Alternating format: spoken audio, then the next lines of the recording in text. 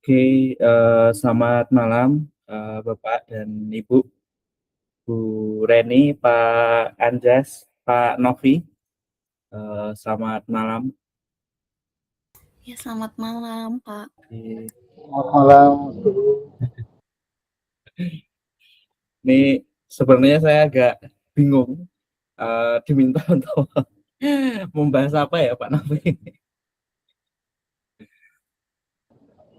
Saya izin ikut aja dulu, mohon izin saya lagi di perjalanan pulang ini. Iya, hati-hati Pak Novi. Ya, saya sambil mendengarkan saja. Ikut aja Mas Tuhu. Mohon izin ke.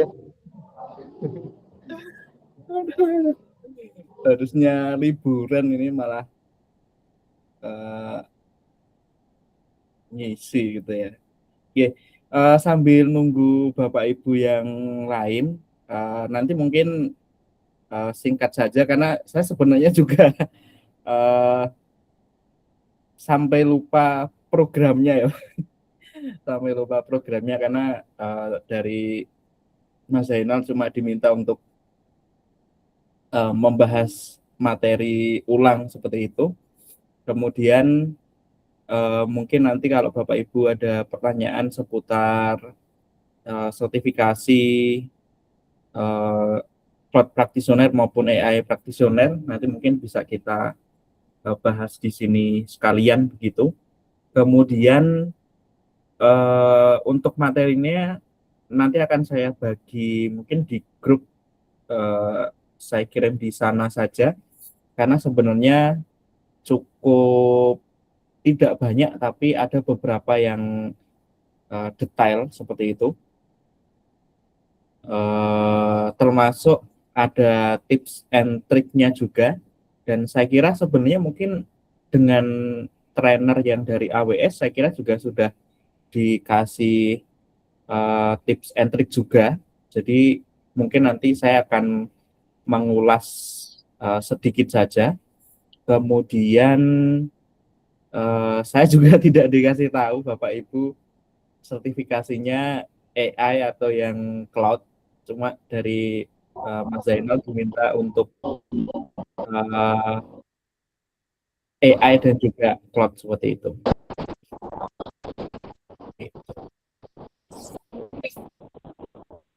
Oke. Kemudian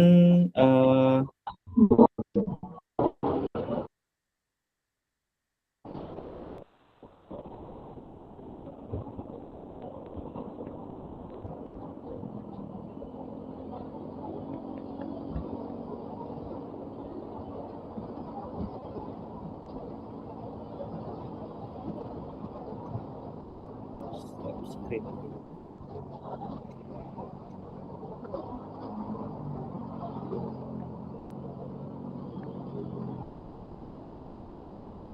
Oke.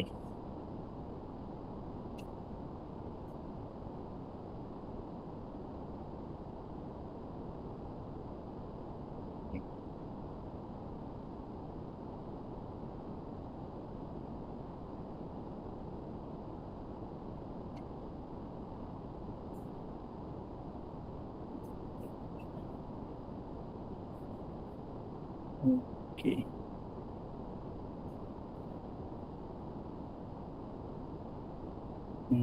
Belum terlihat ya. Oke.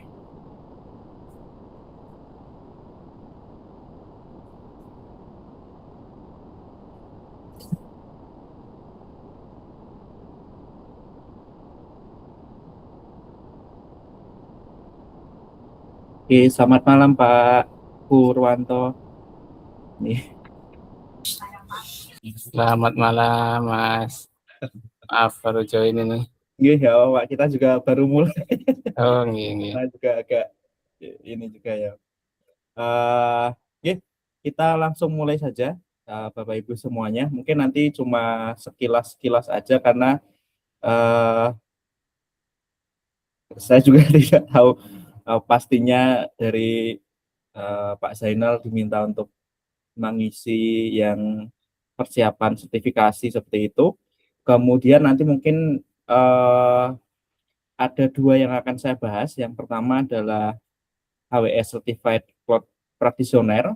Kemudian nanti yang kedua itu adalah AI Practitioner. Nah, sama tadi saya juga belum tahu apakah Bapak Ibu diminta ujian keduanya atau hanya pilih salah satu seperti itu.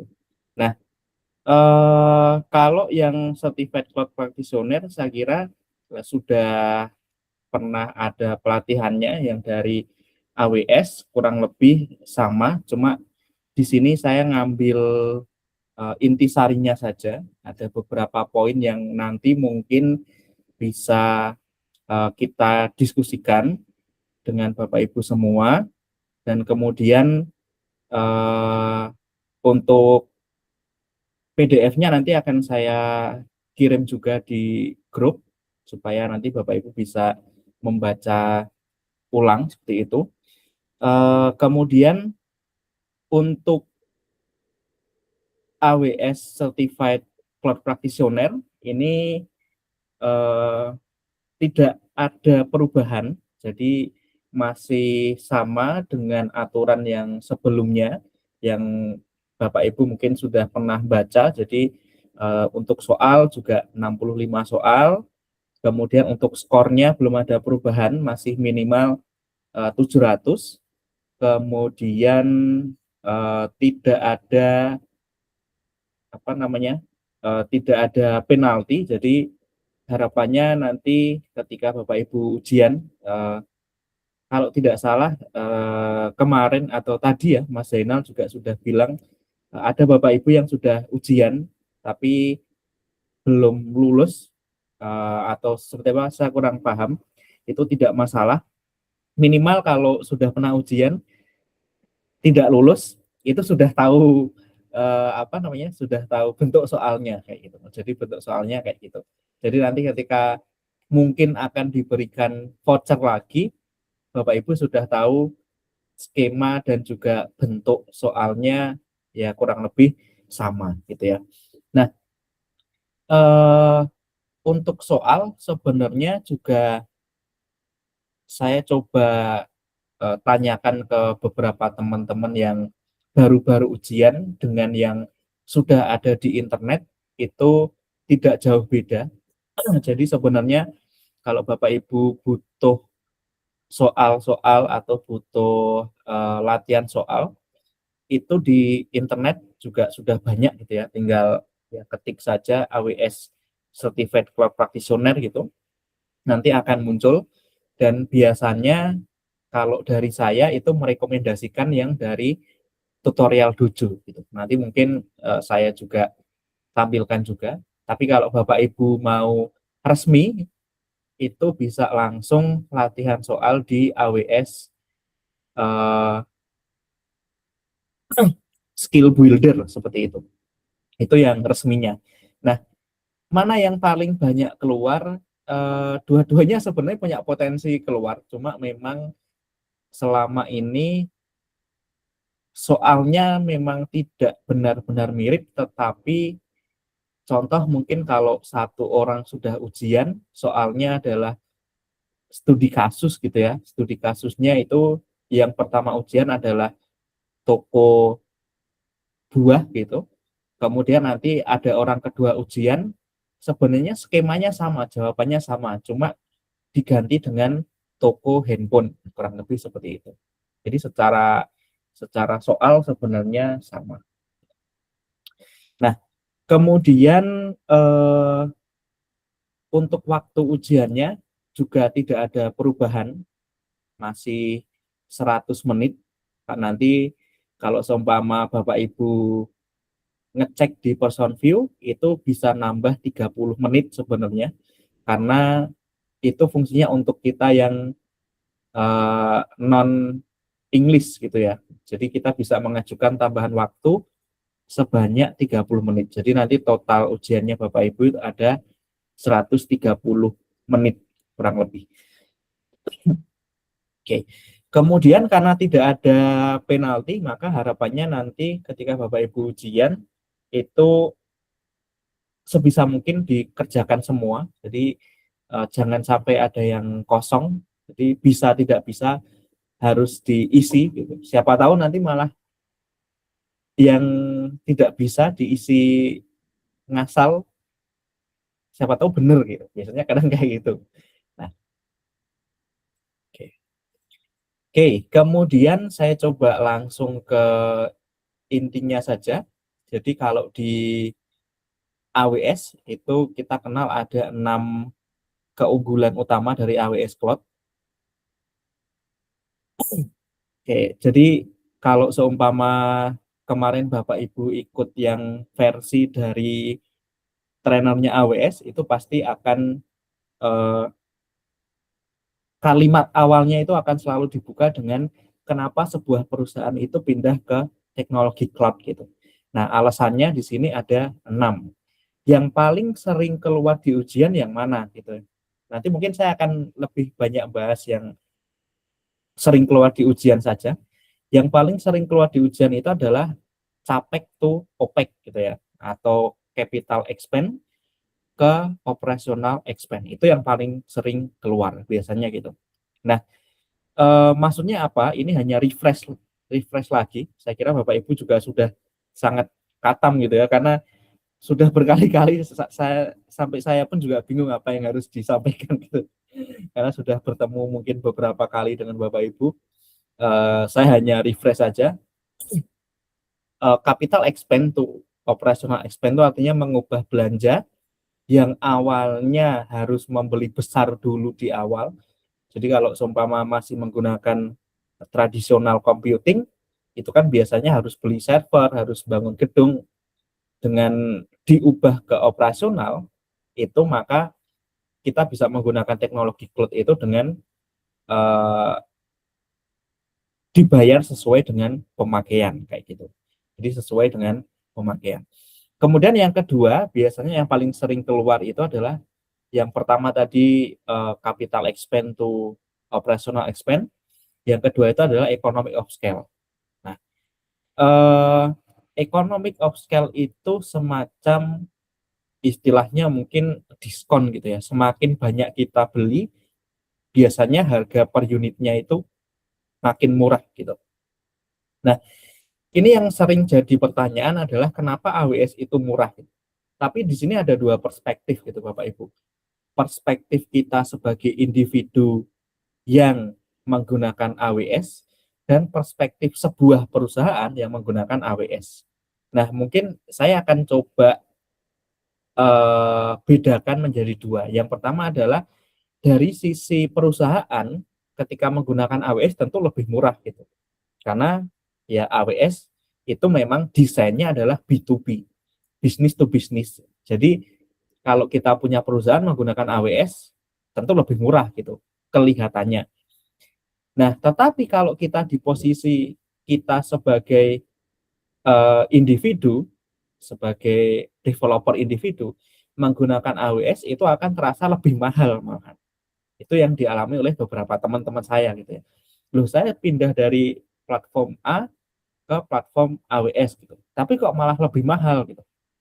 Nah, itu karena memang posisinya adalah AWS itu memang bergerak di B2B. Jadi akan lebih murah ketika posisi kita adalah sebuah bisnis yang menggunakan layanan dari AWS.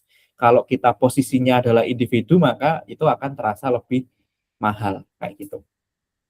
Oke. Walaupun di sisi lain sebenarnya juga apa ya istilahnya kampanyenya adalah bayar sesuai pemakaian gitu.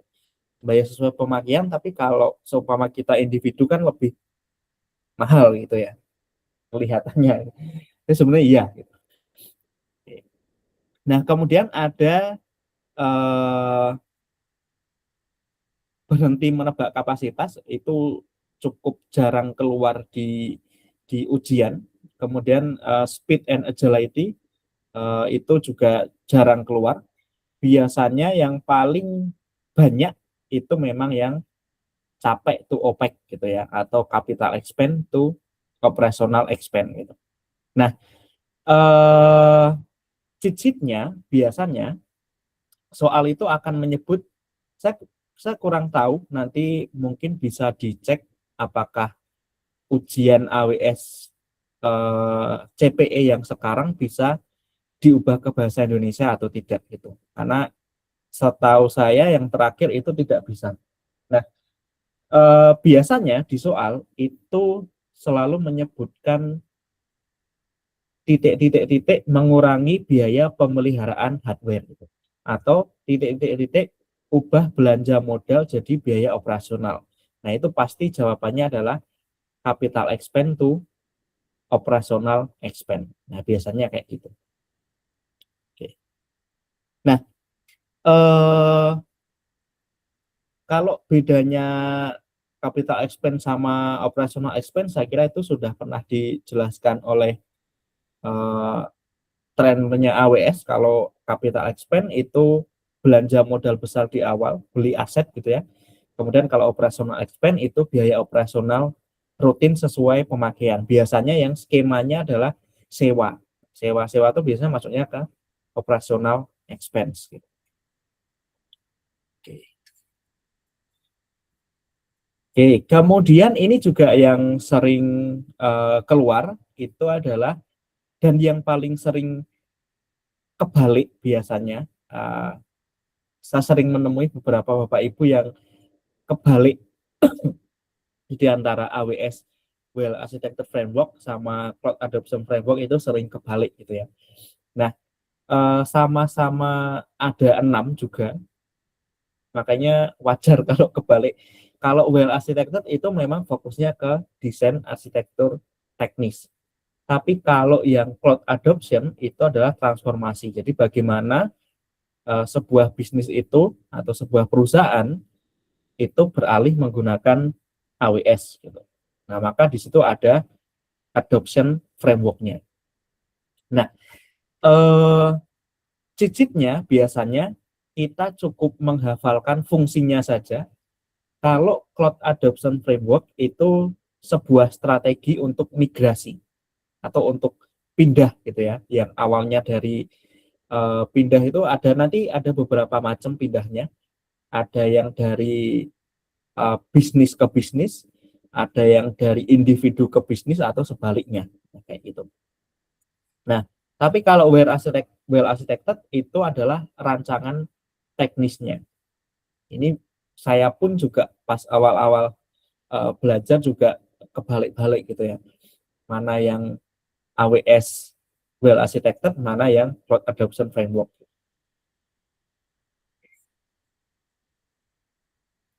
Nah, ini strategi migrasi tadi yang saya sampaikan. Cuma ini ada beberapa teman saya yang ujian keluar, tapi ada yang tidak gitu. Jadi sebenarnya ini cukup menarik untuk dibahas gitu ya. Nah, kalau kita berbicara terkait bagaimana sebuah perusahaan itu akan pindah ke cloud, ada 6 cara gitu ya. Yang pertama adalah rehost, itu memindahkan apa adanya, dan biasanya itu adalah paling cepat gitu. Kemudian ada replatform, ini yang pindah tapi ada sedikit yang dioptimasi gitu. Kemudian ada repurchase, itu yang membuang aplikasi lama, kemudian si perusahaan itu beli yang skema software as a service gitu. Kemudian ada namanya refactor. Kalau refactor itu merombak total, biasanya jadi cloud native gitu. Kemudian ada retire, itu mematikan aplikasi yang tidak terpakai. Jadi kalau di AWS mungkin ada beberapa sertifikasi yang sudah retire gitu ya. Nah, di cloud juga sama. Jadi yang sudah tidak terpakai, yang mungkin tidak bisa dioptimasi lagi atau dioptimalkan lagi, itu dimatikan. Nah, kemudian ada retain. Kalau retain itu berarti mempertahankan di lokasi awal atau di lokasi asal. Jadi belum istilahnya belum siap untuk dipindah. Nah, kalau Bapak Ibu lihat di gambar yang ini, di ekonomi cloud ini atau pergeseran beban ini sebenarnya kita mengulang lagi terkait dengan ekonomi cloud gitu ya, atau economic of scale gitu. Nah, yang awalnya dari fixed cost atau capital expense gitu ya, itu berubah menjadi variable cost atau operational expense. Nah, biasanya kalau kita berbicara AWS, berbicara Google, berbicara Azure, itu pasti kampanye utamanya adalah pay as you go. Nah, skema ini yang dimaksud dengan pay as you go. Jadi adanya pergeseran beban ekonomi gitu ya, beban ekonomi atau economy of scale tadi. Nah, yang awalnya dari fixed cost atau capital expense menjadi variable cost atau operational expense. Nah, kurang lebih seperti itu.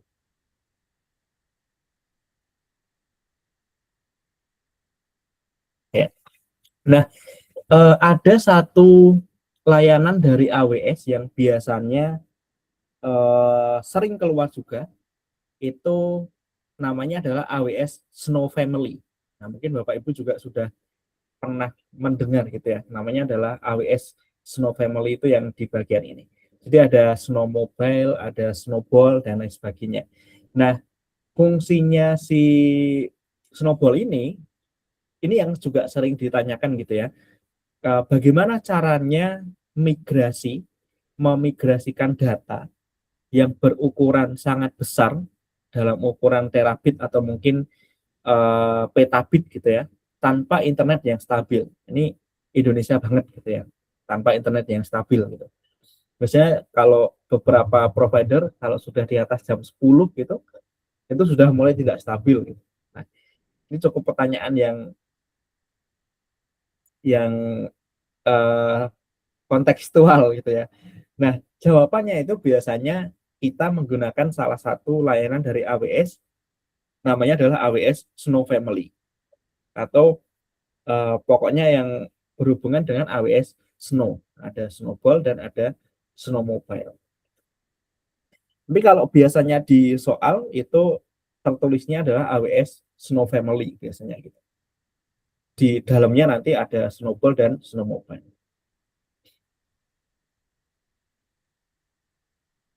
Kalau seumpama pertanyaannya adalah strategi migrasi mana yang paling cepat dan paling sederhana, jawabannya adalah rehost. Rehost itu karena ya memindahkan apa adanya gitu. Entah di situ ada data usang atau aplikasi yang tidak terpakai, pokoknya dipindahkan gitu. Dan itu paling cepat. Oke. Kemudian, nah ini yang paling sering juga keluar itu adalah AWS Responsibility Model. Tanggung jawab kita sebagai pelanggan dan tanggung jawab AWS sebagai penyedia layanan teknologi cloud gitu.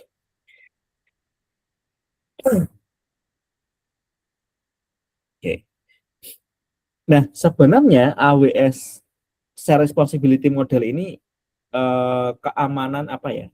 Istilahnya konsep keamanan yang paling fundamental gitu. Karena kita sering menemukan orang yang istilahnya marah-marah gitu. Saya kemarin nyimpen di cloud ini, tapi data saya hilang gitu. Kemudian saya nyimpen di sini, tapi ternyata datanya tidak bisa diakses oleh orang lain dan lain sebagainya. Nah, kita sering menemukan seperti itu. Nah, dari kasus tersebut itu biasanya yang paling berperan adalah share responsibility model. AWS itu sudah menyediakan berbagai skema keamanan. Nah, kita seharusnya yang menggunakan gitu.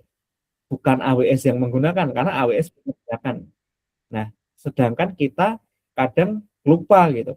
Karena saking senangnya gitu ya, mungkin sampai lupa untuk men-setting security gitu. Padahal security itu adalah bagian dari tanggung jawab si pemakai atau kita sebagai pelanggan, karena AWS sudah menyediakan gitu. Kalau seumpama datanya hilang, ya berarti itu memang salahnya si pelanggan gitu. Tapi tidak sepenuhnya salah pelanggan, karena kemarin ketika saya jadi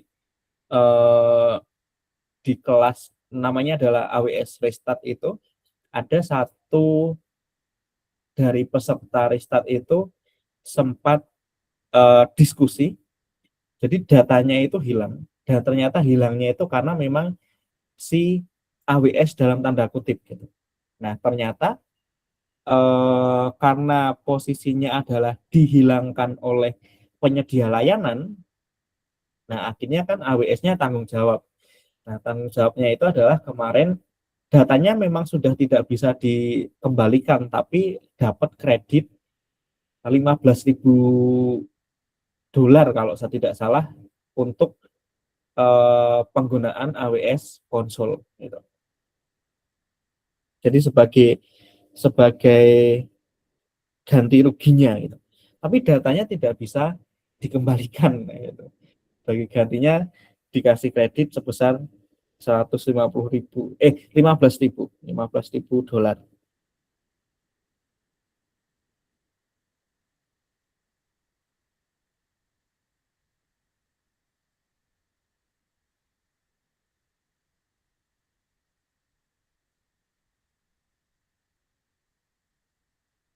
Oke.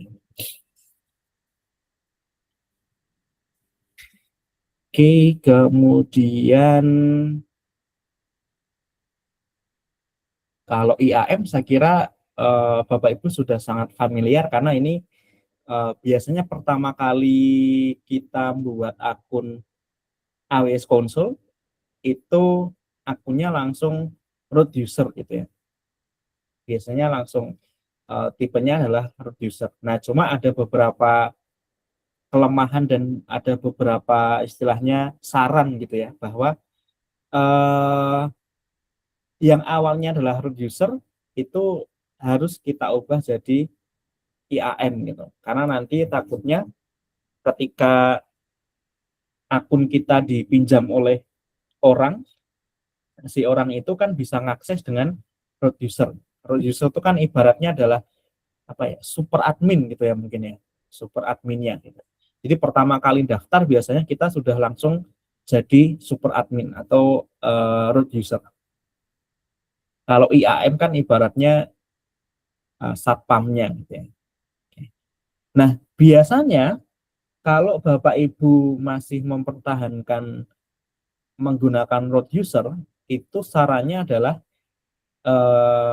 ini yang biasanya kalau yang terkait dengan IAM biasanya lebih banyak keluar di solution architect atau ujian associate. Nanti kalau Bapak Ibu ngambil yang associate, dia dia akan akan banyak keluar tentang IAM gitu ya. Nah biasanya kalau kita mempertahankan root user itu tetap kita gunakan, ada beberapa saran itu biasanya kita wajib mengaktifkan MFA gitu ya, atau multifaktor authentication. Kemudian biasanya karena super admin dan itu bisa mengakibatkan beberapa kejadian gitu ya. Nah, itu biasanya tidak disarankan untuk penggunaan harian. Maka kalau kita lihat dari apa istilahnya, dari tingkatannya itu kita bisa turun ke user. Ini untuk entitas individu gitu. Entitas individu kan berarti kita gitu ya. Oke. Oke, nah ini yang saya sampaikan tadi bahwa hampir 99% kesalahan security terkait dengan cloud itu sebenarnya adalah tanggung jawab dari pengguna, bukan tanggung jawab penyedia. Kenapa? Karena penyedia atau AWS dalam hal ini itu sudah menyediakan berbagai layanan dan fungsinya masing-masing gitu. Kalau kita butuh kita butuh yang untuk melindungi dari serangan DDoS gitu, nah kita bisa pakai AWS Shield gitu. Kemudian kalau seumpama terkait dengan audit log biasanya itu kan berhubungan dengan siapa yang melakukan apa dan juga kapan gitu ya. Nah, itu kita bisa pakai namanya adalah CloudTrail. Nah, kalau di ujian Cloud Certified atau Cloud Practitioner itu biasanya yang paling banyak, yang pertama itu adalah Guarduty, kemudian ada Inspektor, kemudian ada AWS atau Amazon Machi gitu ya, kemudian ada Artifact.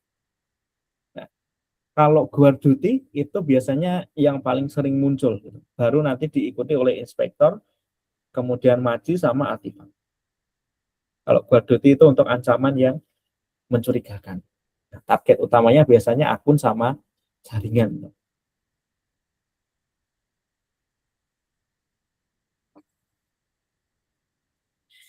Oke, Machi juga sama karena biasanya nanti akan banyak Bapak Ibu temui di ujian Solution Architect Associate karena akan banyak membicarakan tentang Amazon S3 sebenarnya.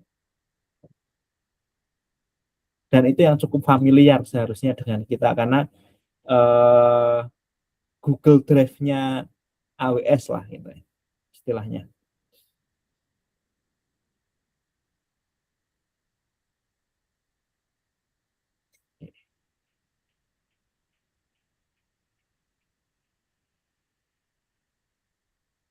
Oke, kemudian kalau arsitektur infrastruktur global ini juga sama dan biasanya memang sering keluarnya di nomor awal-awal biasanya terkait dengan region, terkait dengan availability zone, kemudian ada data center gitu. Saya kira kalau untuk arsitektur infrastruktur yang seperti ini, Bapak Ibu sudah sangat katam gitu ya.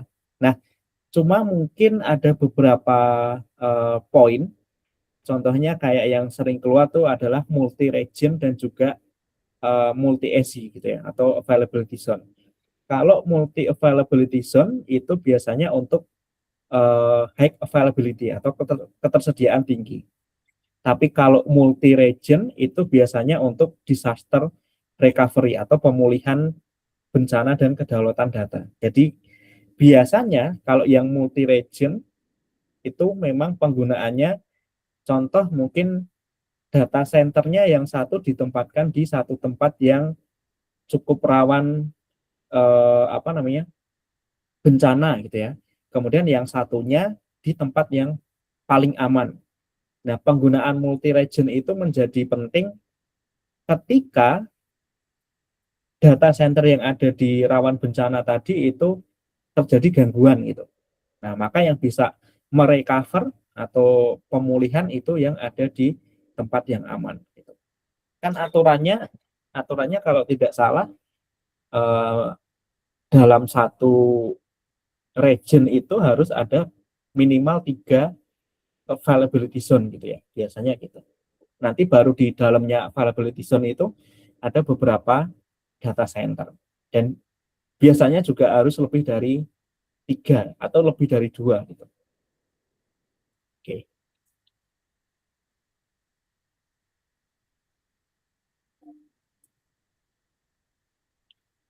Oke, kemudian kalau terkait dengan compute dan serverless itu memang di Cloud Practitioner cukup sedikit keluar gitu ya, dan jarang juga, tidak begitu tidak begitu masif itu karena memang ini konteksnya sudah associate sebenarnya kalau terkait dengan compute dan serverless karena nanti ketika Bapak Ibu ngambil ujian yang AWS developer atau yang selain yang selain solution architect itu biasanya akan banyak membicarakan compute dan juga serverless gitu. Cuma kalau untuk yang di fondasional itu cukup jarang. Ada satu itu yang biasanya kadang muncul kadang tidak gitu ya. Itu namanya adalah Lambda atau AWS Lambda. Ya, kalau AWS Lambda saya kira sudah cukup familiar ya Bapak Ibu. Itu memang untuk serverless. Nah, nanti ketika Bapak Ibu ngambil yang associate, serverless-nya ada banyak gitu. Serverless-nya udah ada beberapa yang lain.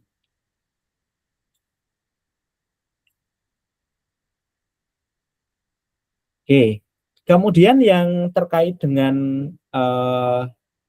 Amazon S3 Storage juga sama. Kalau ini saya pastikan mungkin bisa 2 atau 3 soal gitu yang keluar di ujian, karena memang yang fundamental yang harus kita kuasai dari cloud itu yang pertama adalah memang storage gitu. Selain tadi compute dan juga database. Karena storage itu yang menentukan harga layanan sebuah cloud gitu. Selain perpindahan data dan lain sebagainya.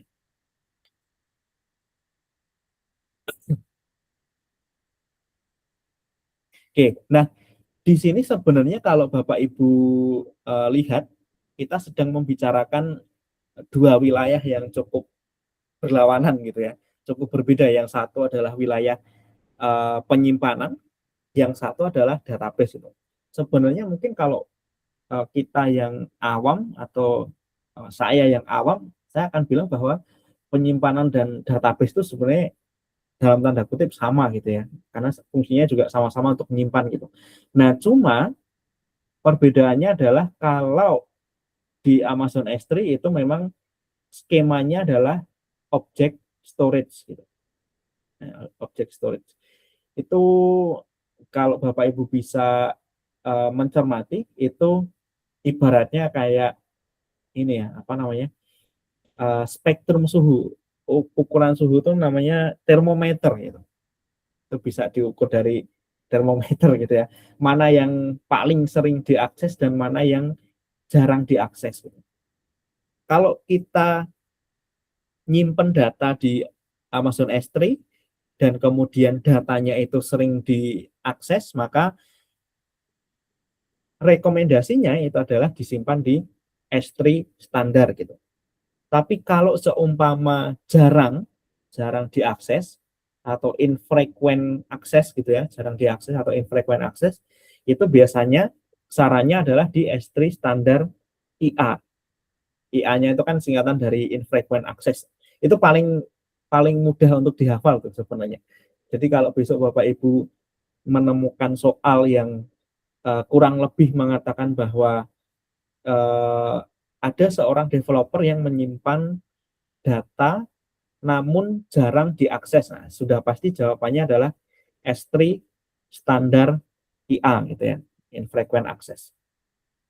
Nah, kemudian ada yang lebih unik lagi gitu. Yang lebih unik lagi itu adalah S3 intelligent tiering. Jadi dia bisa pindah sesuai dengan pola akses. Jadi ada data yang bisa hari ini datanya ada di S3 standar. Kemudian karena jarang diakses, besok dia bisa pindah ke S3 standar infrequent access gitu. Nah, itu namanya adalah S3 intelligent tiering. Nah, ini Bapak Ibu harus cukup jeli, hati-hati, karena intelligent tiering dan infrequent access ini sebenarnya hampir-hampir mirip gitu ya.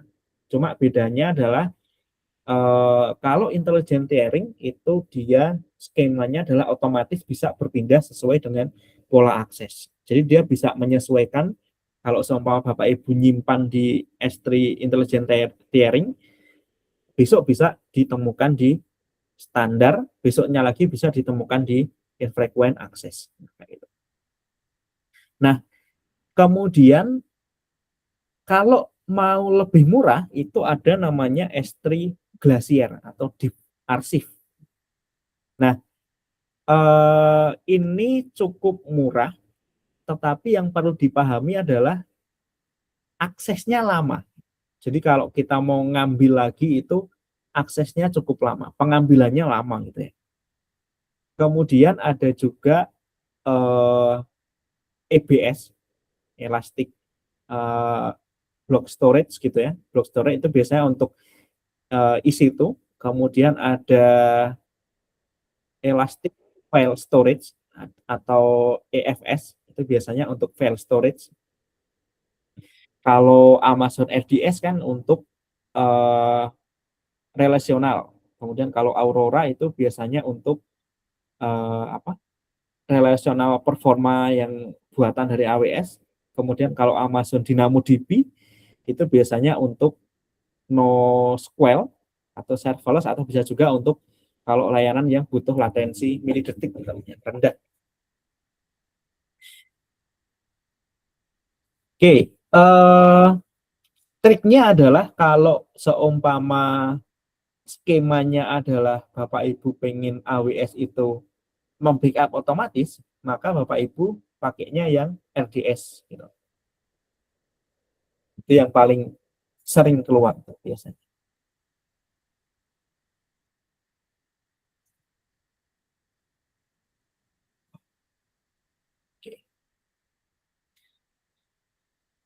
Oke, kemudian Amazon VPC itu sebenarnya kalau Bapak Ibu lupa gitu, itu bisa diakses lagi di Skill Builder, atau Bapak Ibu juga bisa mengakses di Educate.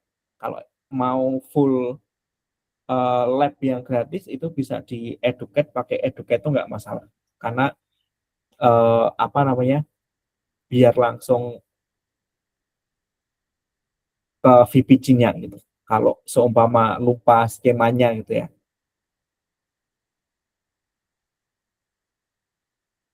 Kalau VPC itu saya kira Bapak Ibu sudah cukup familiar. Virtual Private Cloud itu jaringan private-nya yang kita bisa buat sendiri. Jadi istilahnya mungkin kita membeli sebuah tanah gitu, kemudian tanahnya kita pagar. Jadi tidak ada orang lain yang bisa masuk ke tanah kita gitu. Nah, di dalam VPC itu ada namanya subnet, ada public subnet, ada private subnet gitu ya.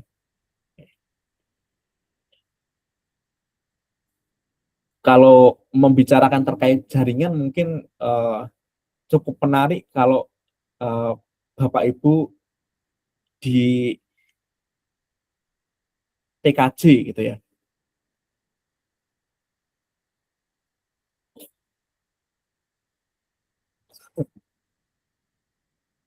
Oke. Kemudian kalau fungsinya saya kira nanti di sini sudah saya tuliskan.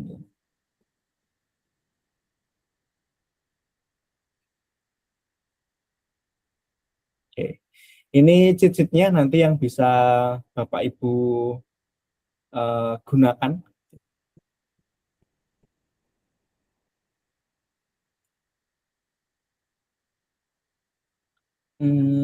Ini sudah oke. Mungkin yang terakhir di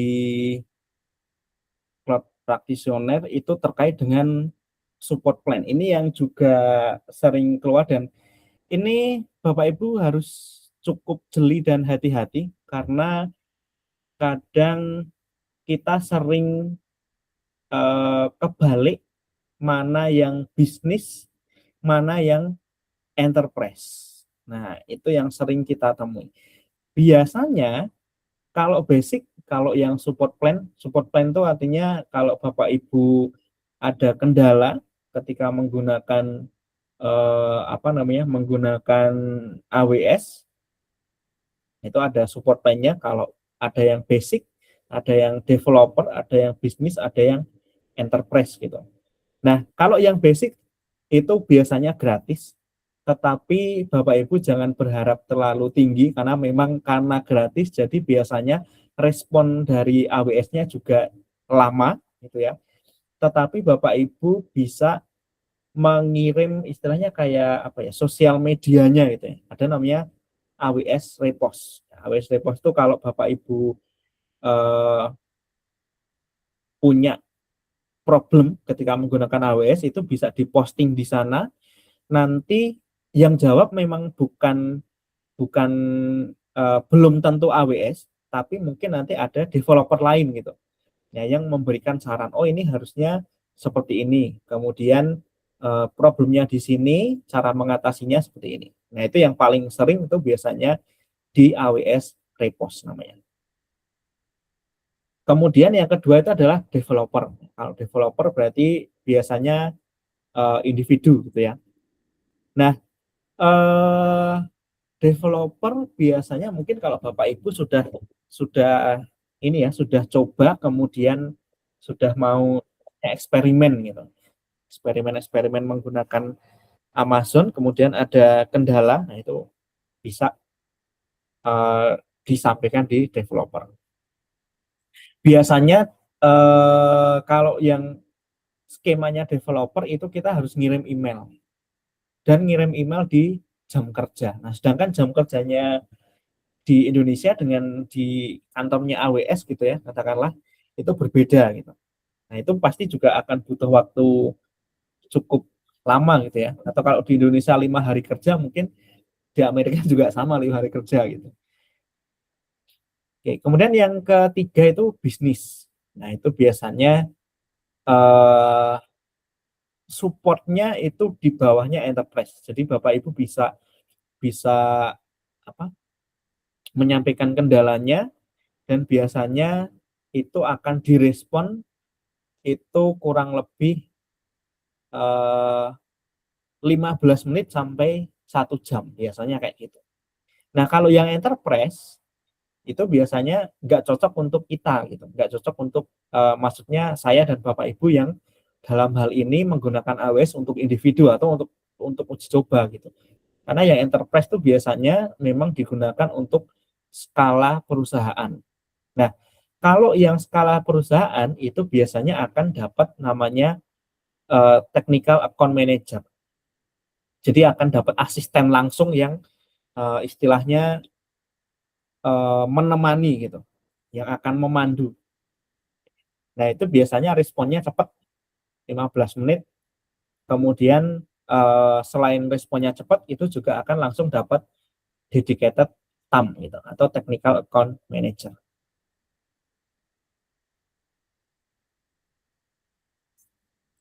Oke. Itu terkait dengan AWS Cloud Practitioner. Kemudian saya coba langsung. Mungkin ada Bapak Ibu yang ingin didiskusikan dulu yang terkait dengan Cloud Practitioner.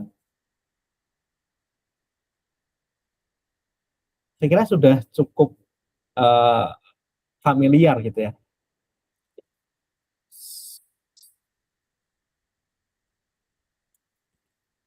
Kalau lupa, Bapak Ibu bisa cek di kolom chat. Saya kirim ada link dari exam topik.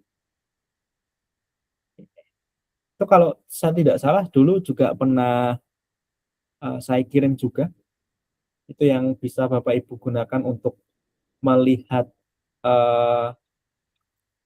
skema apa namanya soal-soalnya gitu ya. Memang tidak sepenuhnya keluar tapi mirip. Ini gimana tuh? Hampir 90% sama sih soal.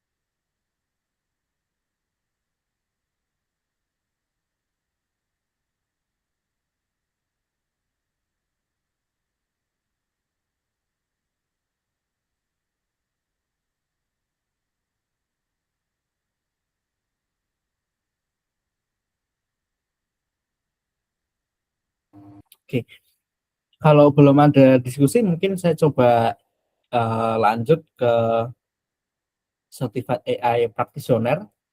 Ini juga sama, sebentar saya coba kirim contoh soal.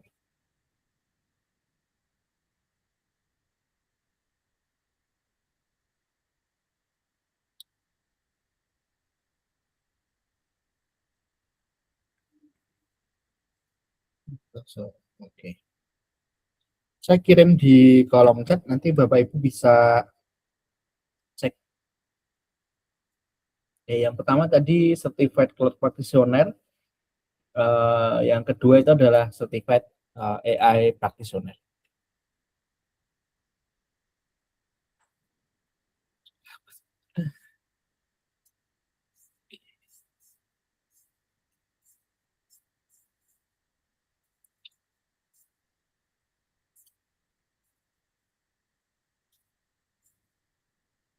Nanti kalau ada diskusi dari Bapak Ibu guru, bisa ditulis di kolom chat atau bisa langsung open mic gitu ya.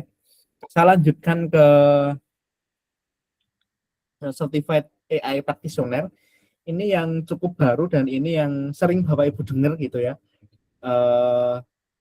Kurang lebih AWS, walaupun sebenarnya lebih kalah cepat dari provider sebelah, tetapi kemarin untuk yang tingkat profesional itu AWS adalah yang pertama untuk sertifikasi level profesional di bidang AI generatif. Nah, itu bisa Bapak Ibu cek di websitenya, atau nanti mungkin saya bisa perlihatkan gitu ya.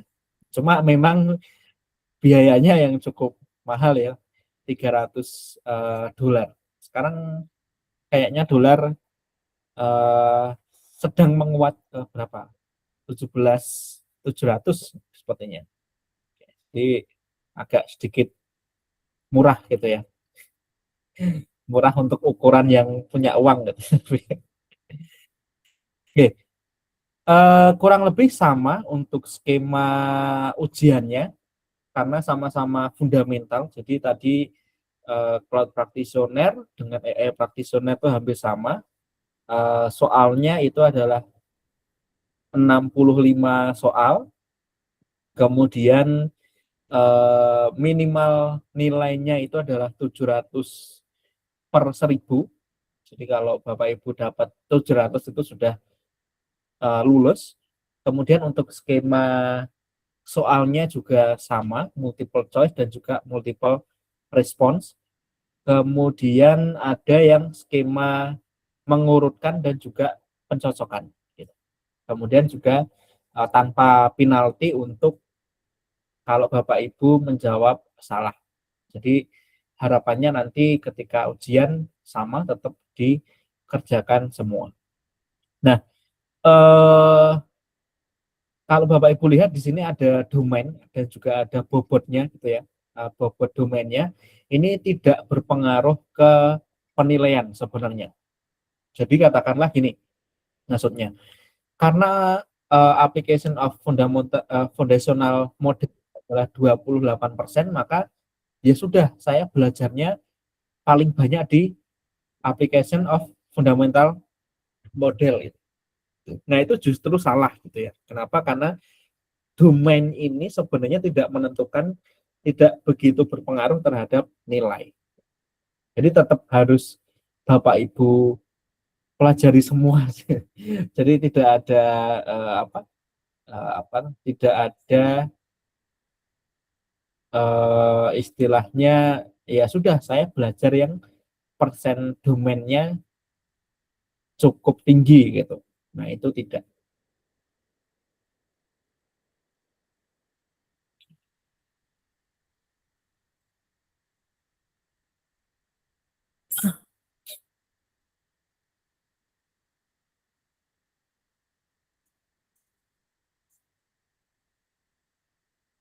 Oke, kemudian ini sebagai pembuka kalau terkait dengan hierarki gitu ya, Bapak Ibu bisa lihat dan ini juga cukup familiar saya kira. Bapak Ibu juga sudah mungkin sudah expert di sini karena ini adalah apa ya, kalau saya bilangnya mungkin namanya lingkaran lingkaran bersarang gitu ya, karena di dalam lingkaran ada lingkaran lagi gitu. Nah, di sini Bapak Ibu bisa lihat bahwa AI itu adalah payung terbesarnya. Nah, kemudian di dalamnya itu ada machine learning, kemudian ada deep learning, kemudian ada generatif AI. Itu yang sekarang sedang merambah gitu ya, merambah ke kita gitu. Pokoknya dikit-dikit generatif AI gitu. Oke. Kemudian machine learning itu ya sebuah komputer yang belajar dari data gitu. Kemudian kalau komputernya belajar lebih dalam lagi, itu namanya adalah deep learning atau machine learning tapi dengan jaringan saraf tiruan yang berlapis. Kemudian kalau inti terdalamnya dari AI itu adalah generatif AI atau biasanya kita menyebut dengan Gen AI. Itu biasanya kita gunakan untuk menciptakan konten baru gitu ya. Kalau Bapak Ibu sebagai guru ya berarti untuk membuat media pembelajaran baru atau untuk mengenerate apa sekarang namanya modul ajar gitu ya. Kemudian RPP dan lain sebagainya. Nah, pertanyaan yang sering keluar di ujian karena ini sebenarnya cukup baru ya. AI Practitioner ini baru di 2024 di September kalau tidak salah. Di September itu beta gitu ya, ujian beta dan soalnya itu 85, tapi kalau sekarang sudah tidak beta, tidak beta jadi soalnya sudah kembali ke 65 soal. Nah, biasanya yang sering keluar di ujian itu adalah kapan pakai apa gitu ya. Kita kan kenal biasanya ada tradisional machine learning, itu sifatnya biasanya spesifik. Kemudian ada foundational model atau yang kita kenal dengan generatif AI. Generatif artinya kan memang dia fleksibel atau multitugas, fleksibel untuk multitugas.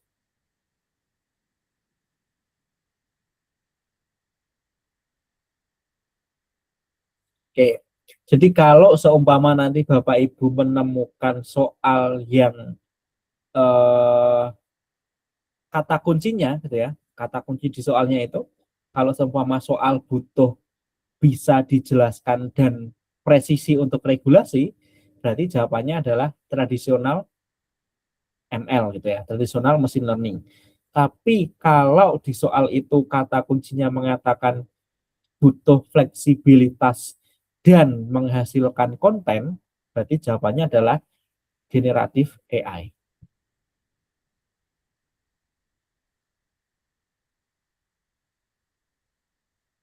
Nah, kenapa seperti itu? Karena sifat output dari generatif AI itu sifatnya adalah generatif, sesuai dengan namanya gitu ya.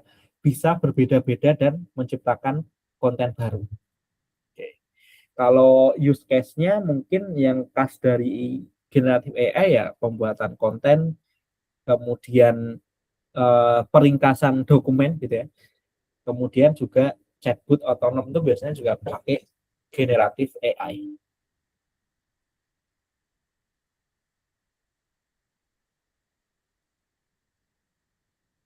Jadi bisa.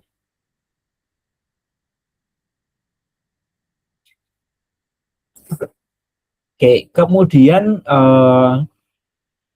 saya kira kalau ini Bapak Ibu juga sudah memahami bahwa membangun sebuah machine learning gitu ya, itu bukan sebuah proyek yang sekarang saya buat besok langsung jadi gitu. Tetapi biasanya skemanya adalah siklus gitu. Kalau di pembelajaran mungkin kayak PTK gitu ya, pembelajaran tindakan kelas ada siklus 1, siklus 2, siklus 3. Kalau seumpama siklus 3 belum memenuhi KKTP gitu sekarang atau KKN ya berarti dilanjutkan ke siklus 4. Tapi jarang sekali gitu ya. Nah, di sini pun juga sama ada namanya MLOps gitu. MLOps life cycle. Mulai dari kita membuat tujuan bisnisnya, kemudian melakukan training, kemudian melakukan evaluasi, kemudian setelah dievaluasi di-deploy, setelah di-deploy lalu di monitoring gitu. Kemudian nanti kembali lagi ke tujuan bisnis. Jadi life cycle gitu. Atau lingkaran gitu bentuknya.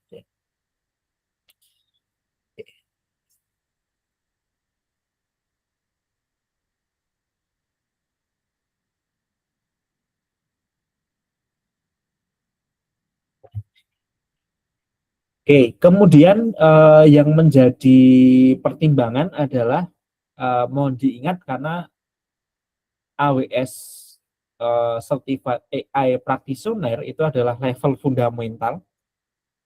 Begitu juga dengan yang Certified Cloud Practitioner, maka pertanyaannya itu sebenarnya tidak akan jauh-jauh dari definisi dan penggunaan. Jadi kalau seumpama ada skema saya punya sebuah startup, kemudian startup saya butuh menghost di Amerika gitu, maka saya butuh layanan apa gitu. Atau mungkin saya punya perusahaan startup di bidang apa ya SaaS gitu ya, software as a service gitu. Kemudian saya pengen upscale nih supaya bisa di download oleh orang banyak, saya butuh saya butuh layanan AWS yang apa gitu. Kurang lebih pertanyaannya seperti itu. Begitu juga dengan yang AI. Tidak akan jauh-jauh dari namanya layanan terkait dengan teks, terkait dengan suara, terkait dengan rekomendasi dan pencarian, terkait dengan visual gitu.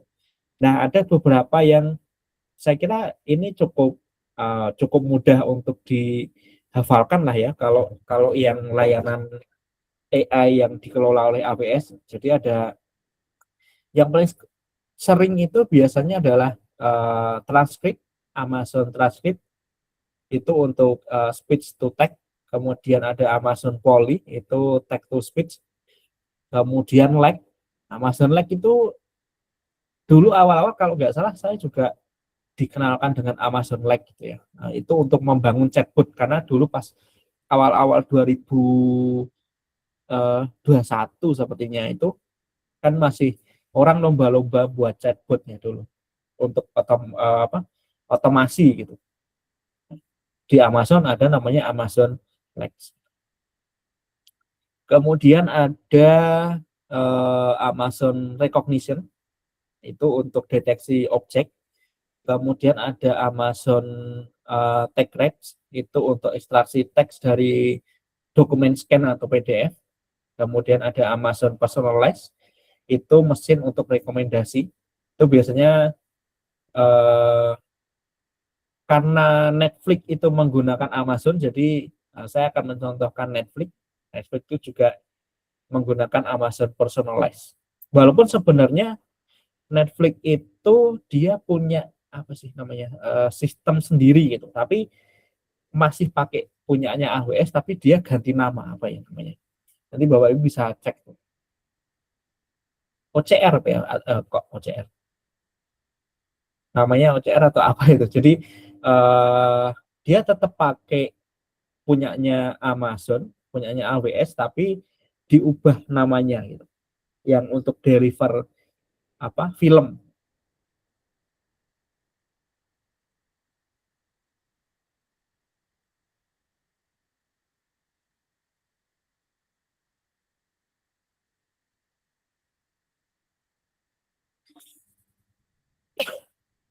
Oke, kemudian di AI practitioner itu memang paling banyak membicarakan terkait dengan foundational model. Jadi Bapak Ibu nggak akan jauh-jauh dari foundational model gitu ya, memilih foundational model dan lain sebagainya. Nah, di sini Bapak Ibu bisa lihat kita coba akan sedikit membedah tuh ya terkait dengan cara kerja dari foundational model. Ini sebenarnya cukup familiar lah ya. Jadi mulai dari input text, kemudian chunking. Chunking itu memotong menjadi bagian yang lebih kecil gitu. Semacam metode mengingat gitu ya. nomor HP itu kan kadang kalau kita mengingat nomor HP-nya dipecah jadi 4 atau jadi 3 gitu. Nah, ini juga sama, jadi memecah atau memotong teks menjadi bagian yang kecil-kecil. Kemudian setelah dipecah itu ada namanya tokenization. Itu memecah menjadi token, satuan terkecil yang dipahami model. Nah, ini yang kalau Bapak Ibu sering mendengar, sekarang yang sedang ngetren kan Claude, Cloud AI atau Claude AI itu. Itu kemarin saya berlangganan 1 bulan dan habis nanti tanggal 19, itu cukup powerful dibandingkan dengan ChatGPT maupun dengan Gemini gitu ya. Atau mungkin Bapak Ibu sudah pernah menggunakan gitu. Kalau PPT yang tertampil di sini saya kan menggunakan notebook LM. Tapi sebenarnya dari sisi powerful untuk membantu riset itu kalau saya lebih enak yang Claude gitu. Nah, Claude itu memang powerful tapi tokennya cepat habis gitu. Jadi katakanlah sudah berlangganan ya agak sedikit kecewa gitu ya. Sudah berlangganan 350.000 per bulan, itu kadang tokennya cepat habis. Kalau kita menggunakan yang maksimal gitu. Kalau kita menggunakan yang maksimal itu biasanya cepat habis. Padahal hasilnya bagus itu karena tokennya dimaksimalkan gitu. Nah, itu biasanya harus nunggu sampai 4 sampai 5 jam gitu, supaya tokennya kembali gitu. Oke, nah biasanya nanti kalau saya tidak salah itu ada 1 atau 2 soal yang tentang prompt engineer gitu. Jadi bagaimana Bapak Ibu membuat sebuah prompt yang efektif supaya tidak menghabiskan banyak token gitu. Nah, kenapa? Karena terutama di semacam ChatGPT, di Gemini, di Claude, itu kan skemanya adalah token based pricing. Jadi semakin kita panjang prompt-nya atau panjang output-nya, itu biasanya tokennya akan semakin mahal atau semakin berkurang banyak gitu ya. Powerful, tapi kalau kita nggak bisa buat prompt-nya, ya itu akan kembali ke terbuang sia-sia gitu ya. Apalagi kalau sudah berlangganan Claude, kemudian prompt-nya cuma buatkan saya RPP gitu. Nah, itu sudah pasti terbuang sia-sia.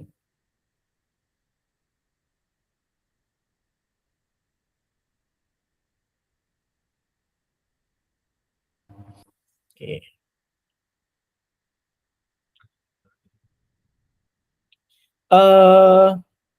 Kemarin saya ujiannya pas 2024, jadi sudah agak lama, cuma mungkin akan muncul juga terkait dengan AI hallucination.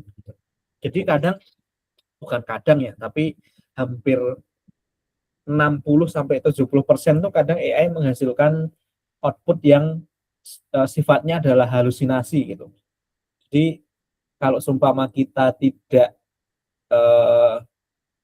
memparafrase, kalau itu digunakan untuk riset, atau kalau seumpama adik-adik SMA yang biasanya langsung copy paste itu pasti kalau Bapak Ibu baca tentu outputnya akan bikin ketawa gitu ya.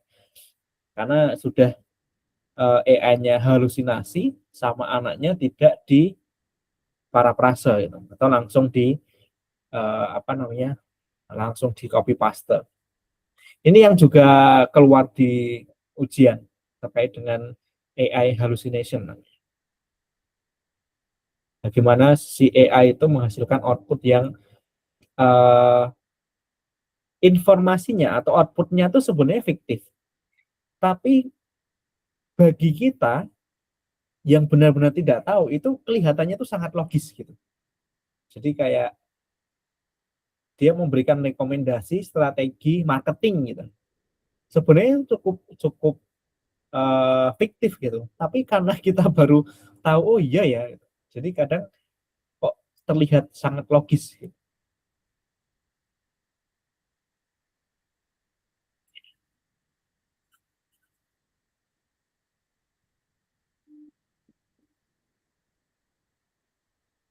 Oke, kalau tadi foundational model itu adalah kita ibaratkan sebagai otak yang bisa berpikir, maka AI agent ini atau AI agent ini adalah otak yang bisa bertindak.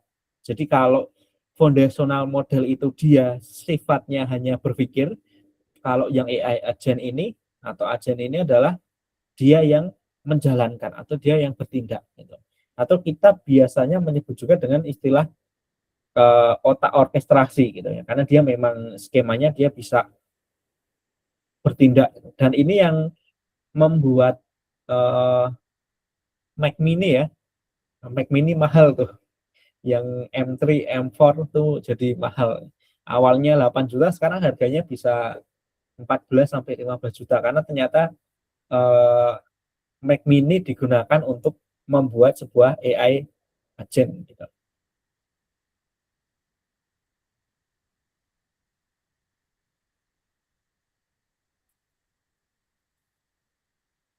Oke, kemudian nah ini yang sering Bapak Ibu tanyakan nih. Biasanya kalau kita ada pelatihan party rock, satu pertanyaan yang sering muncul itu adalah party rock itu bisa diintegrasikan dengan platform lain atau tidak gitu. Nah, jawabannya sudah pasti tidak bisa. Nah, bagaimana kalau kemudian Bapak Ibu mau mengintegrasikan dengan layanan atau dengan platform lain, maka Bapak Ibu bisa masuk ke Amazon Bedrock gitu.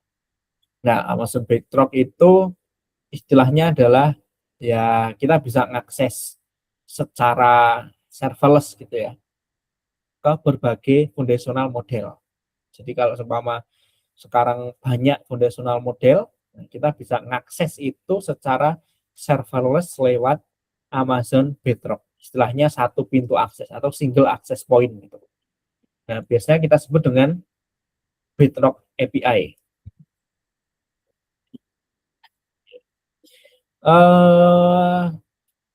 Melalui Bedrock API itu kita bisa mengakses foundational model dari berbagai penyedia. Contoh mungkin kita menggunakan Claude, kita menggunakan Llama, kita menggunakan Nova dan seterusnya gitu.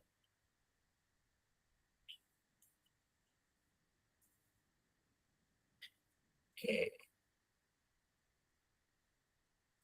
Ini terkait dengan customisasi, saya kira ini cukup penting untuk Bapak Ibu besok ujian. Jadi ketika sebuah model saja belum cukup, maka Bapak Ibu kan kadang kita bisa istilahnya apa ya?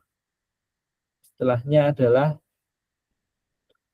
mengcustom gitu ya, mengcustom model yang lebih tinggi atau menyesuaikan. Nah, di sini ada beberapa cara ya. Saya coba petakan berdasarkan tujuan dan juga biaya. Jadi ada namanya prompting atau in context learning. Ini yang paling murah dan biasanya instan. Kemudian biasanya untuk instruksi dasar tuh untuk instruksi dasar itu pakai in context learning atau prompting. Kemudian ada RAG.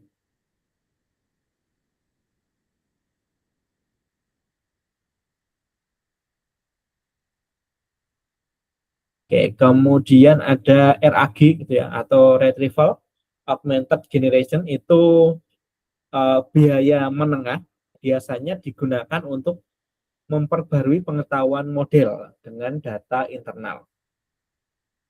Kemudian ada namanya fine tuning, itu biaya menengah tinggi, itu biasanya digunakan untuk menyeragamkan gaya, tone atau terminologi dan lain sebagainya.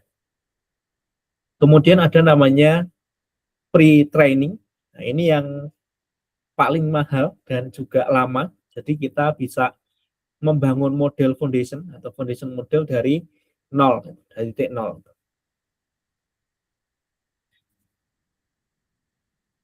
Oke. Dan biasanya mana yang paling keluar di ujian itu kata kuncinya adalah ada sebuah model yang butuh update pengetahuan atau butuh update data. Itu sudah pasti pakai RAG tadi ya, atau Retrieval Augmented Generation. Itu biayanya menengah, digunakan untuk memperbarui pengetahuan atau data. Kalau seumpama butuh mengubah gaya atau perilaku, itu yang menggunakan fine tuning.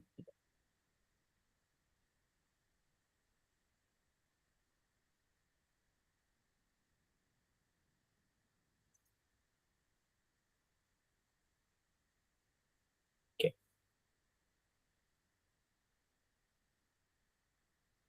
Ini nggak bisa di sambil. Oke. Kemudian ada namanya karena ini yang cukup sering keluar, kita coba bedah, namanya adalah Retrieval Augmented Generation. Alurnya ada 7 langkah, bisa Bapak Ibu cermati. Yang pertama adalah dokumen private, kemudian nanti di chunking gitu ya, dipotong menjadi bagian-bagian kecil, kemudian dikonversi menjadi vektor atau embedding, kemudian disimpan di vektor database, kemudian nanti saat ada disimpan di vektor database itu kalau ada pertanyaan maka nanti dilakukan gitu ya. Kemudian ada namanya similarity search, itu untuk mencari potongan yang paling mirip. Nah, ini yang menyebabkan kenapa jawaban AI itu adalah halusinasi gitu. Kenapa? Karena ya sumber datanya itu kan sebenarnya dari potongan-potongan data gitu ya. Tadi karena dokumennya tadi itu dilakukan chunking atau dipotong menjadi bagian-bagian kecil tadi, maka nanti kalau seumpama ada contoh, sebutkan atau jelaskan pengertian klorofil gitu. Nah itu pasti nanti ada yang tidak sesuai gitu. Karena apa namanya, tugasnya itu kan di bagian similarity search gitu, mencari potongan yang paling mirip atau relevan. Oke, kemudian karena tadi sudah dilakukan similarity search atau mencari potongan yang relevan, langkah selanjutnya itu adalah menggabungkan konteks dan juga prompt. Nah, itu dikirim ke foundational model. Nah, dari konteks dan prompt itu akhirnya keluar jawaban yang akurat atau grounded gitu ya, berdasarkan pada data Anda. Maka kadang kita sering mendengar akurasi itu. Akurasi output AI itu sekian persen, akurasi Gemini itu sekian persen, akurasi ChatGPT itu sekian persen gitu. Nah, sekarang yang paling tinggi itu kan yang Claude, terus kemudian ChatGPT, kemudian baru Gemini gitu ya urutannya. Kalau belum berubah.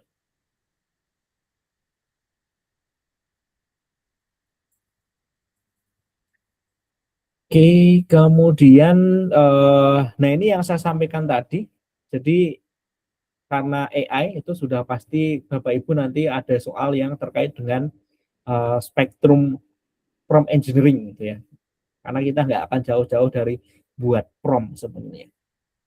Nah, ada beberapa spektrum yang mungkin apa namanya, yang cukup kita kenal, itu ada namanya zero shot, itu tanpa contoh, jadi langsung instruksi langsung gitu ya. Contohnya mungkin buatkan saya soal tentang ini gitu. Kemudian ada view shot, itu memberikan 2 contoh atau lebih untuk memastikan format jawaban. Kemudian ada chain of thought, itu yang meminta model menjelaskan logika langkah demi langkah. Itu kemarin saya coba di pelajaran fisika. Kebetulan kalau di fisika kan ada skema menjawab soal dengan diketahui, ditanyakan, jawab, kesimpulan gitu ya. Biasanya untuk apa namanya? Untuk meningkatkan akurasi, terutama untuk soal fisika, kimia, atau matematika gitu. Itu yang biasanya saya gunakan untuk apa? Ngajari anak-anak untuk kamu kalau boleh pakai AI tapi prompt-nya harus seperti ini gitu. Itu untuk mengurangi halusinasi gitu. Oke. Kemudian ada beberapa resiko juga. Tentu ada resikonya ketika menggunakan Gen AI. Yang paling sering itu adalah prompt injection. Ini menyusupkan informasi jahat di dalam input untuk membaca tujuan awal model. Ini yang paling sering keluar gitu ya, prompt injection. Sebenarnya masih ada hubungannya dengan materi cloud practitioner gitu ya. Tadi kalau nggak salah saya juga sudah menyampaikan juga beberapa layanan AWS yang bisa digunakan untuk terkait dengan threat gitu ya, keamanan.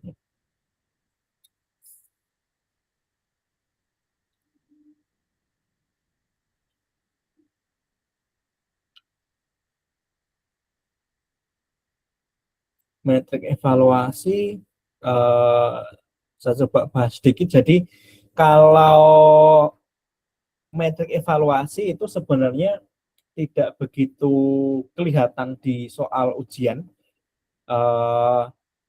Metrik evaluasi model atau model dan juga model distillation itu sebenarnya untuk bagaimana kita mengukur kualitas output model gitu.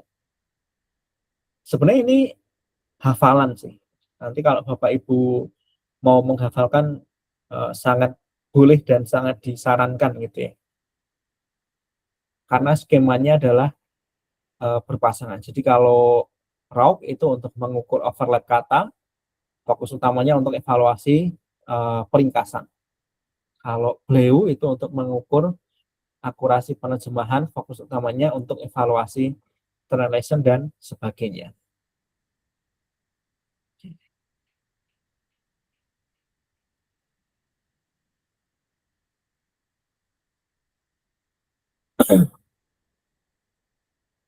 Oke, kemudian saya coba lanjut ke paradox responsible AI. Ini inti dari responsible AI itu ada namanya paradok model linear tradisional. Ini yang biasanya cukup transparan dan mudah dijelaskan, tapi performanya terbatas.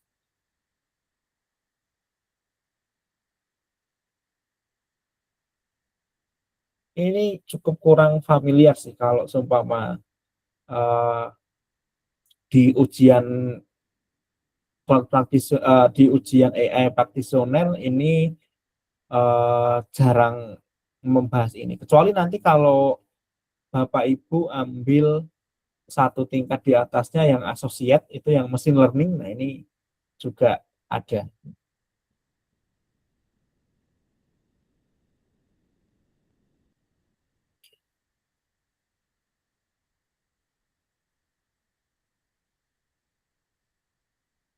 Ini masih terkait dengan security, saya kira tidak jauh beda dengan yang cloud practitioner tadi.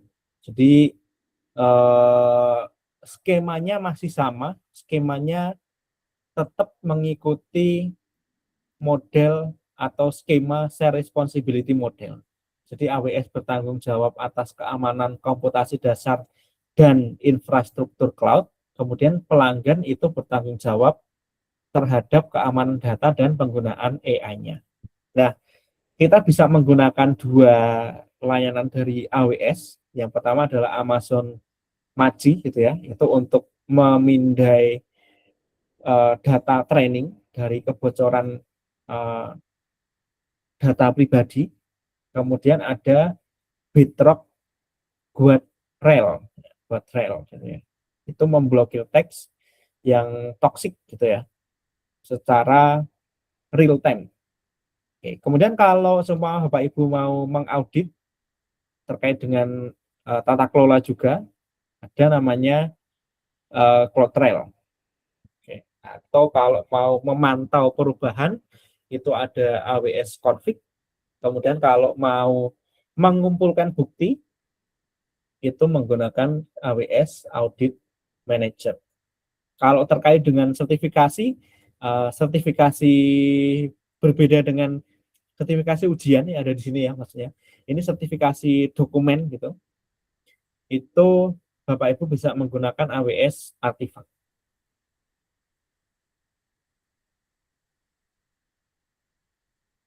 Oke.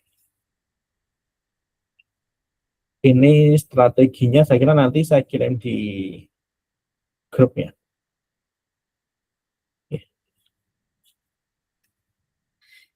Oke, mungkin itu Bapak Ibu yang bisa saya sampaikan. Karena sebenarnya saya juga agak bingung juga suruh menyampaikan yang bagian mana, jadi dua-duanya saya sampaikan.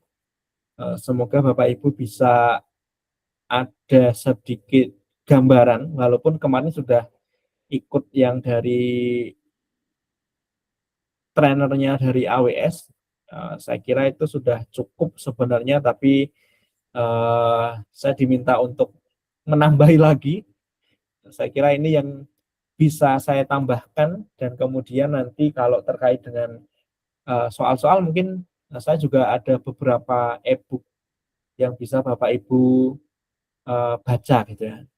Sekarang kan sudah ada alat untuk meringkasnya ya.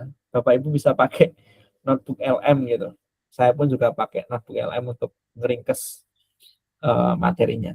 Dan tampilannya juga cukup menarik gitu. Daripada membuat sendiri agak lama gitu ya. Mungkin sebelum saya akhiri ada diskusi dulu dari Bapak Ibu guru. Oke, monggo Pak.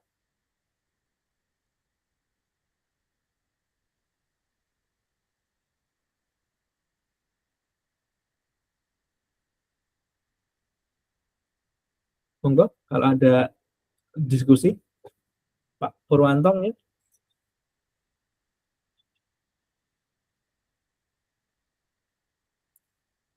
Oh,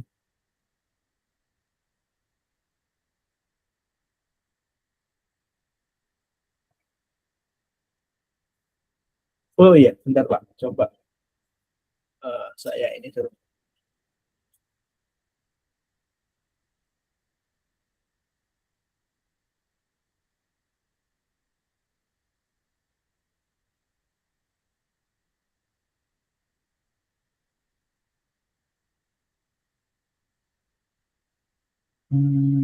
Tidak bisa saya ini ya Pak. Tidak bisa saya unmute.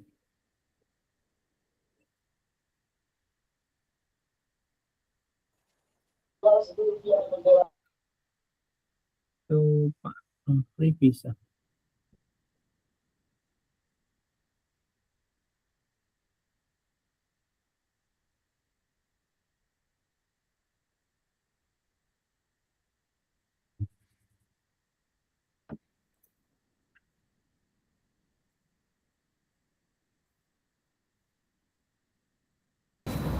Tes. Ya, Sudah. sudah masuk Pak. Oke. Ya, makasih Mas. Materinya bagus banget sih. Menurut saya terutama yang cloud practitioner ya. Apa namanya? Menurut saya ini udah ringkasnya udah powerful banget kalau menurut saya sih Mas. Bahkan yang dulu saya pernah belajar yang kalau nggak salah yang di restart itu Mas. Ya. Yang berapa Pak? Saya Angkatan lupa, berapa?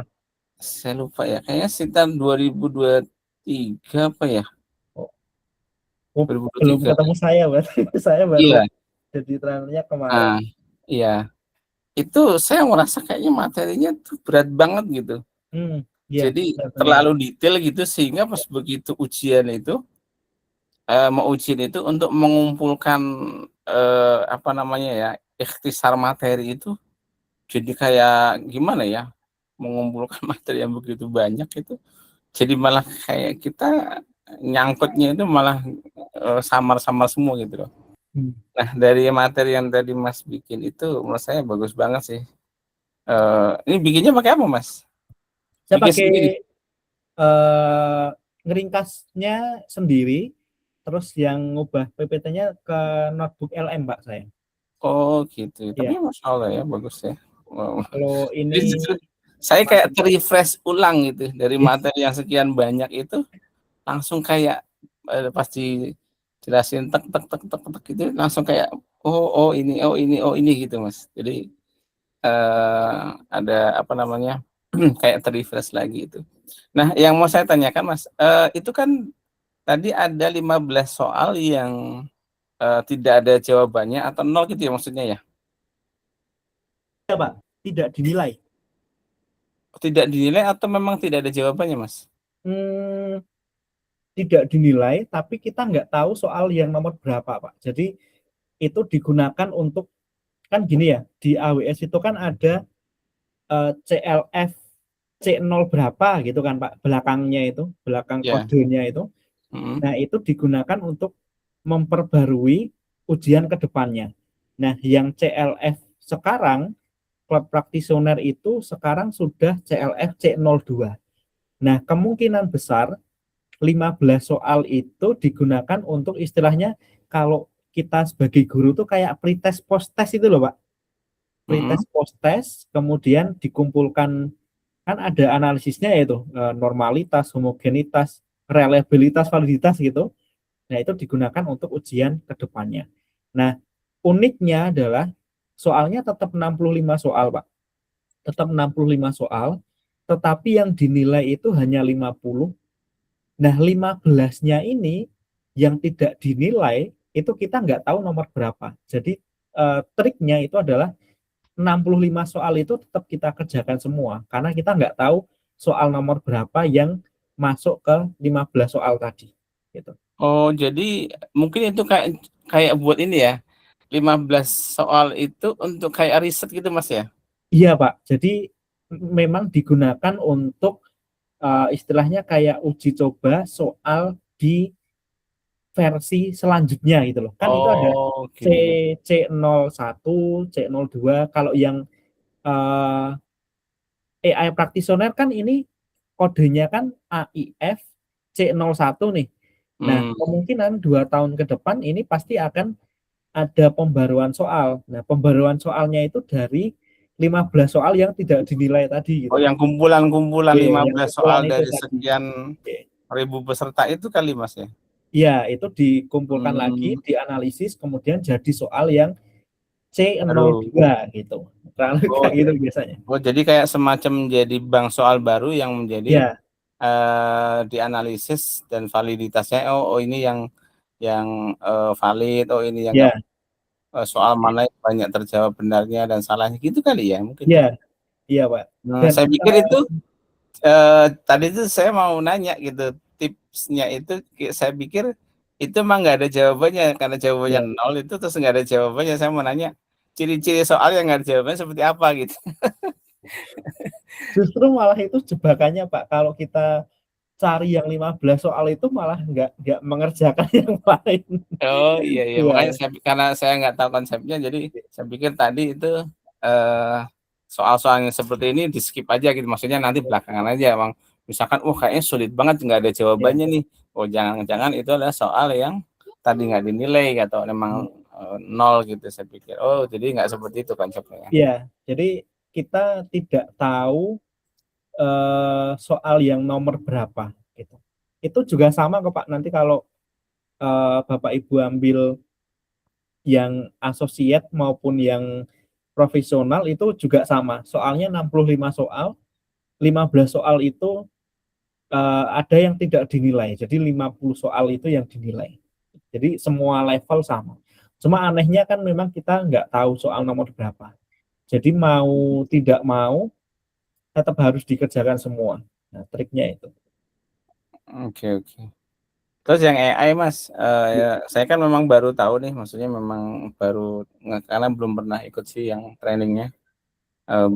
Malah baru tahu gitu ada istilahnya fitur baru gitu ya di AWS. Nah, kalau untuk yang Gen AI ini maksudnya kita membuat semacam membangun sistem gitu atau kita menggunakan layanan mirip seperti ChatGPT lah, Gemini dan lain-lain atau seperti apa sih Mas? Nah, oke. Ya, terima kasih Pak, cukup menarik pertanyaannya. Ya, Ya. kalau di AWS sendiri itu kalau dari di luar ujiannya itu memang kita bisa menggunakan dan bisa membuat. Kalau kita dalam artian yang cukup sederhana, kita bisa menggunakan layanan generatif yang sudah jadi itu lewat yang Party Rock, Pak. Yang AWS Party Rock itu atau Amazon Party Rock. Tapi kalau seumpama kita pengen membuat AI sendiri, kalau tadi Pak Purwanto ngendiko apa? Bisa nggak kalau kita buat yang semacam ChatGPT kemudian Gemini itu bisa, itu menggunakan yang namanya Bedrock. Nah, tadi yang Amazon Bedrock itu tadi. Tapi kalau seumpama kita hanya pengen menggunakan yang sudah jadi, itu kita bisa pakai namanya Party Rock. Di Amazon tuh namanya agak unik-unik ya.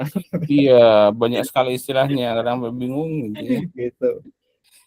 Jadi bisa. Oh, gitu. Tapi kalau di ujiannya itu memang tidak ada praktek kan ya Pak sebenarnya. Tetap soalnya pilihan ganda. Jadi yang ditanyakan kalau di ujian itu hanya layanannya saja. Jadi gini maksudnya. Ada sebuah perusahaan, kemudian perusahaan itu butuh otomatisasi pemberitahuan ke pelanggan secara real time gitu. Kemudian kira-kira layanan apa yang dibutuhkan. Nah, contohnya adalah chatbot automation, bisa seperti itu. Kalau yang foundational model itu kan tadi otaknya kita bisa milih. Contoh paling sederhana gini Pak, kalau seumpama kita menggunakan saya coba, kita menggunakan Gemini, gitu. Saya coba saya screen ya Gemini. Karena di AWS itu cukup unik sebenarnya. Ini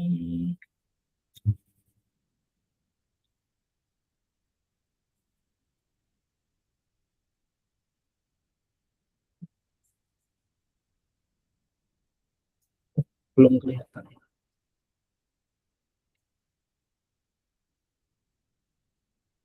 Nah, contohnya saya coba pakai yang Gemini untuk tadi terkait dengan foundational model.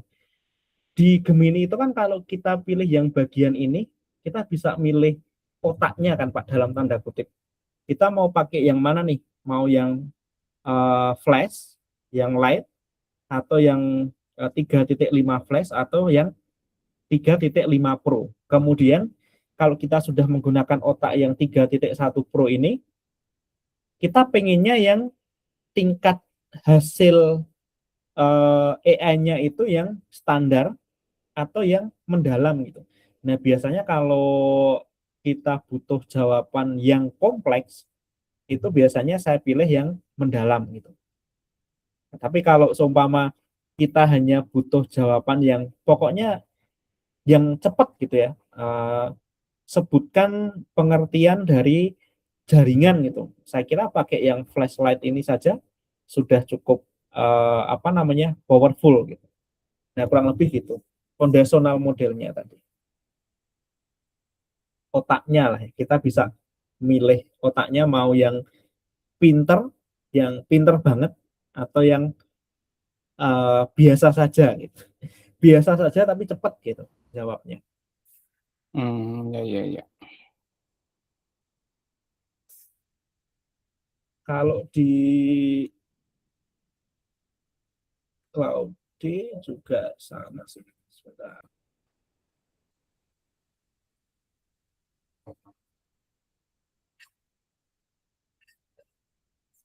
Nah, kalau di ini belum. Kalau di Cloudy juga sama, ini otaknya itu kan yang opus, sonnet, kemudian ada haiku gitu. Biasanya terkait dengan tadi ada namanya token tadi. Semakin kita menggunakan yang untuk kebutuhan yang kompleks, tokennya kan dia akan semakin menipis gitu Pak, akan semakin habis. Jadi biasanya hanya kalau untuk jawaban yang keseharian itu biasanya pakai yang haiku yang otaknya biasa saja tapi jawabannya cukup powerful lah untuk keseharian itu. Tapi kalau saya gunakan untuk analisis data yang datanya cukup kompleks, nah, mungkin saya bisa pakai yang opus gitu karena dia yang paling tinggi saat ini gitu. Gitu. Oke, Mas. Makasih banyak penjelasannya. Oke. Sama-sama Pak. Oke, mungkin itu cukup singkat dan semoga ada gambaran gitu. Karena kebetulan kalau di restart itu materinya cukup dalam dan materinya tidak bisa di-download ya Pak ya. Iya, nggak bisa di-download. Jadi memang kalau kemarin ini saya minta diakali untuk ya kalau gabut ya di screenshot gitu. Iya benar. Saya Di minta copy aja nggak bisa. Yeah. Gitu. Tapi kemarin ada yang ini Pak, ada yang bisa ngubah ke PDF kemarin itu yang dari kelas saya itu. Ya, yang penting jangan ini aja sih apa sebarluaskan gitu, mau dibagi satu kelas nggak apa-apa gitu. Oke, mungkin itu dari saya. Kalau semua masih belum ada diskusi lagi, jujur saya juga sebenarnya kurang paham untuk diminta menyampaikan yang bagian apa tadi dengan Pak Zainal. Jadi ya sudah saya sampaikan dua-duanya. Semoga nanti ada yang bisa dipelajari lebih lanjut. Kemudian nanti selesai ini saya akan kirim materinya ke grup gitu. Oke, mungkin itu saja. Terima kasih Pak Purwanto, Iya, Mas. Bu Reni, Makasih. Pak Novi. Terima kasih semuanya. Selamat malam. Selamat istirahat. Besok libur ya. Mas. Selamat istirahat, selamat berlibur. Selamat istirahat Pak Purwanto. Ya, alhamdulillah. Novi sehat. Bu Reni masih on? Oh, udah hilang. Udah hilang. Saya akhiri ya, Pak Novi, Pak Purwanto. Makasih Mas.